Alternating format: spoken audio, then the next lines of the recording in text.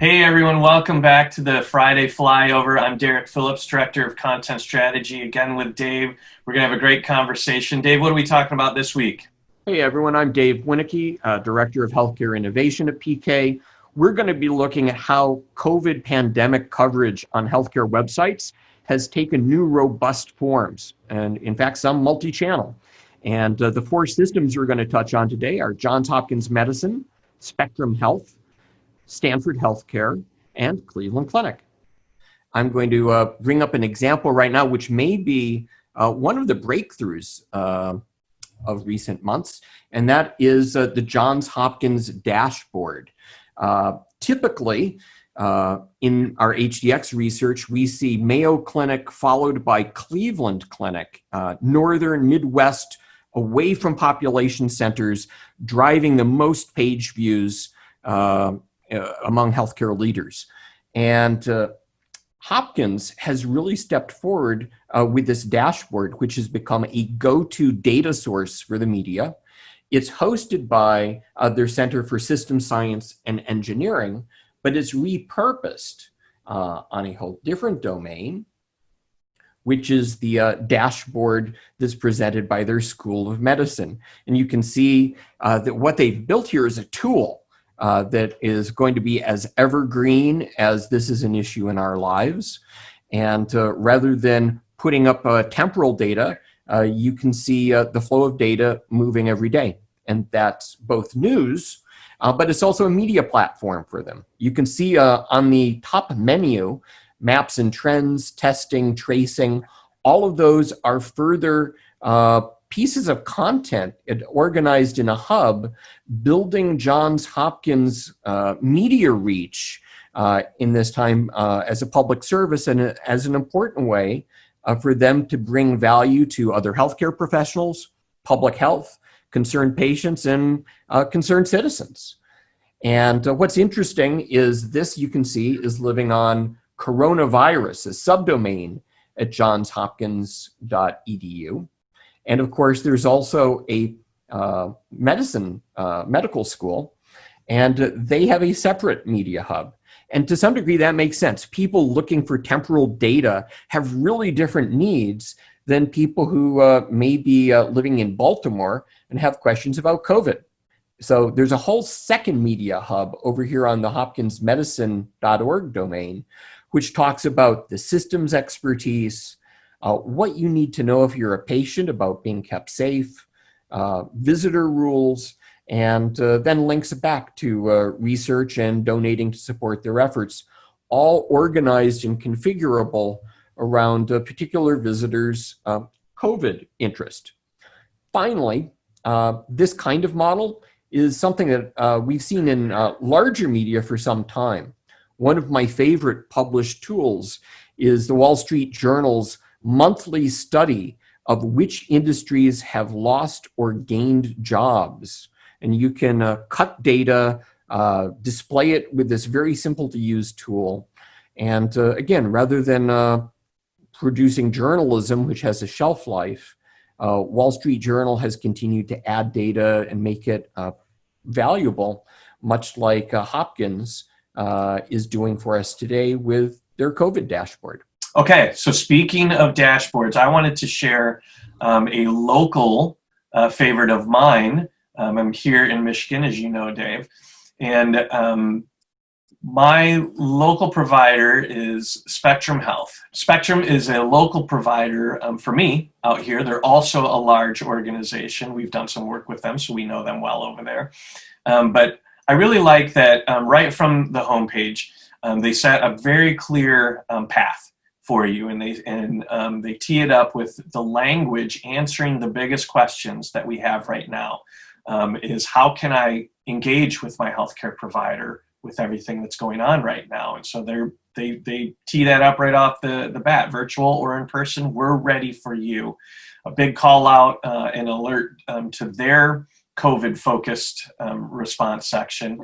And that's where things get really interesting, because for me, as a content strategist and former journalist, what I see here is almost a perfect inverted triangle of information, going from the wide topic as you scroll down and as you engage more, it gets more and more focused into the details of the experience that you're gonna have when you go to a Spectrum location, and the level of detail or the level of focus that you need on a specific topic. And then they kind of narrow that point or really hit the point of that spear with another dashboard. Now, this one's not quite as complex as the one we saw from Johns Hopkins, which again, I think is best in class.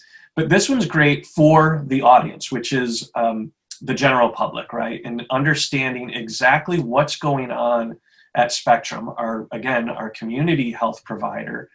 So really looking at things like the facilities and the cases that are going on, recovery rates that we have in certain areas, how people are engaging with the virtual experience. So kind of showing a little bit of behind the scenes or behind the curtains of how their organization is actually engaging with the public. So this, I thought, was another really great example of a dashboard, again, with a different focus, and but still was super helpful as a member of the community here. We will touch on this point later, but I want you to notice in the blue box, it says team members. There's a column that says surveys taken. And on the previous day, Spectrum Health had administered 15,000 surveys on which 50 people who were screened said they were not okay. That is a huge portion of Grand Rapids or the Western Michigan population. So that's a great example of Spectrum's reach. The other thing about this brand that I think has really set it apart from many of the leaders we cover in HDX is the presence of Teresa Fries Decker, their CEO, who's been present as a community leader in video, in pictures, really stepping forward to lift up the wall between the hospital and the community and provide both factual information and reassurance that there's a team of professionals who are really stepping up for those communities. And when we look across a lot of other very well-known systems, it's a little perplexing not to see other CEOs in that position of community leadership that Decker has been. Yeah, absolutely. And Dave, you talk about this all the time, right? Like, our hospitals and our healthcare systems are serving communities, but that also means they're a part of that community. And so to see her engaged in that way, I think really not only is a great brand play, not only does it really help to position Spectrum as a member of that community, but I think it's also a great public service in that she is providing the level of information that is really important for the community to hear right now. That's right. So I have an example, if you like, which is a shift away from web content or dashboards. And I have a question for you. When you think of conversational interfaces, what would be the most common way that you'd come across those interfaces being built? The conversational interfaces being used to check in on appointments, set appointments, get the status of my appointment, or if I'm expecting some sort of a result, not necessarily my personal result, but to know that a test result is available, and now is the time to go ahead and call or log into my health portal. Absolutely. So you might get that as a pushed message from a mobile app. It could be a chat bot if you're on a website. What I'd like to share is a really interesting example from Stanford Healthcare. And it is creating a conversational interface using email. And this is an email that I get every day, as do tens of thousands of other people who are surveyed daily, a lot like the Spectrum example you shared, asking how they're feeling.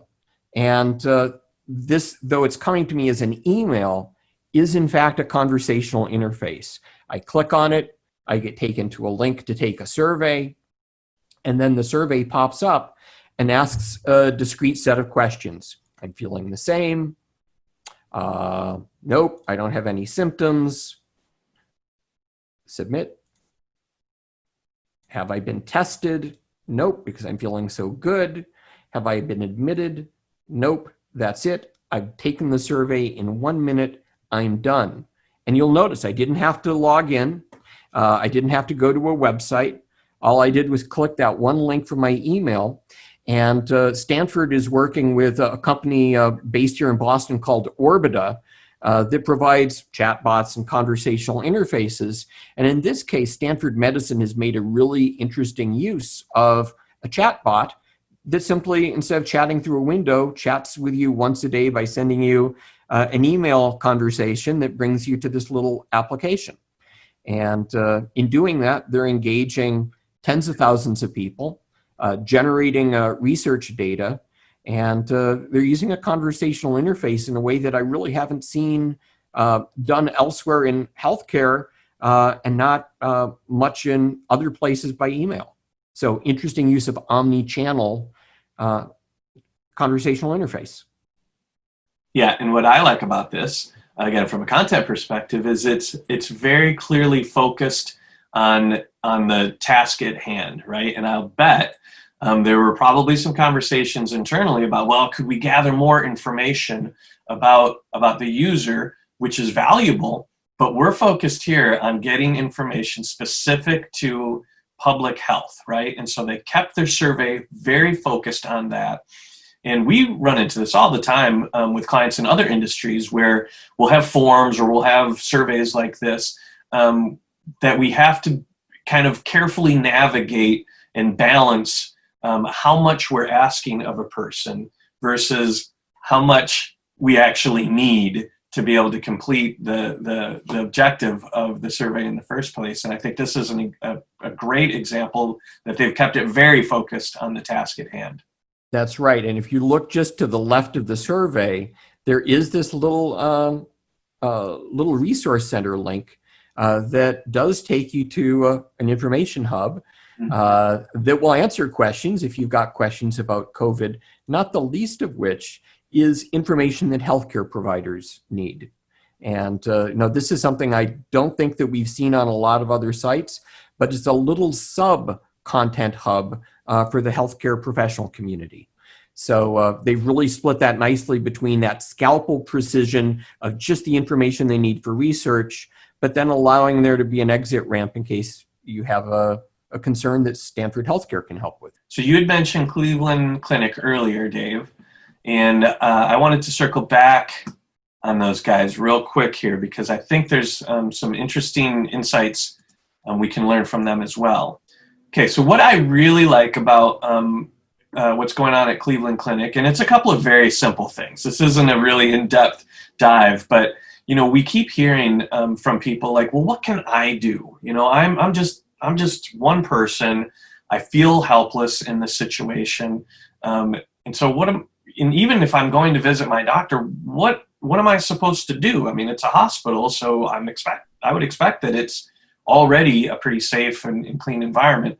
And what they're doing at Cleveland Clinic is just being right up front and telling them, look, for your safety, here's what we're doing. Limited and screened visitors, continued extensive cleaning. You can learn more about that in the CDC guidelines that they're following in those regards.